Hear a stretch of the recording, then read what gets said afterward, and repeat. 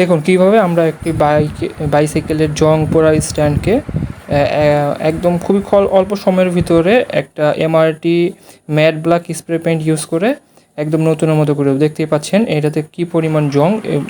অনেক পুরানো একটা বাইসাইকেলের স্ট্যান্ড। প্রথমে আমরা এর নাটগুলো খুলে নিলাম এবং এইখানে দেখতে পাচ্ছেন যে নাটগুলো একটু জং পরে জামে হয়ে গেছিলো, খুলতে একটু সময় লাগতেছিলো। আমরা নাটগুলো খুলে নেওয়ার পরে একটা সিরিজ কাগজ দিয়ে এখানে যে জংগুলো ছিল জংগুলো ভালো মতো ঘষে তুলে নিচ্ছি।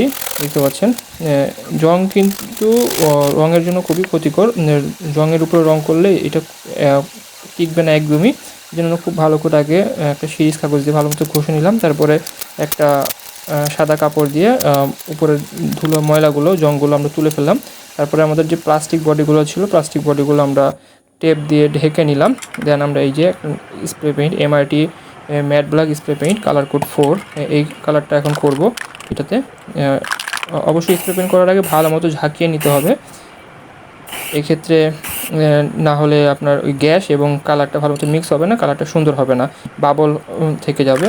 আমরা একটা করে লেয়ার দিচ্ছি শুধুমাত্র, আমরা বেশি লেয়ার দিব না, জাস্ট একটা স্প্রে খুবই একটা সুন্দরভাবে একটা করে টান দিয়ে দিচ্ছি। এই একটা করে টান দিতেই দেখবেন যে কি সুন্দর একটা ম্যাট ফিনিশিং চলে আসবে। এই দেখেন আমাদের ফাইনাল রেজাল্ট খুবই সুন্দর এবং ফিনিশ চলে আসছে। এটা দেখে বোঝার উপায়ই নাই যে এটা এরকম জং পড়া একটা বাইসাইকেলের স্ট্যান্ড ছিল।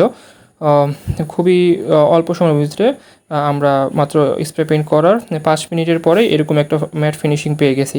আপনারা খুব সহজেই ভাবে স্প্রে পেইন্টগুলো ইউজ করতে পারেন।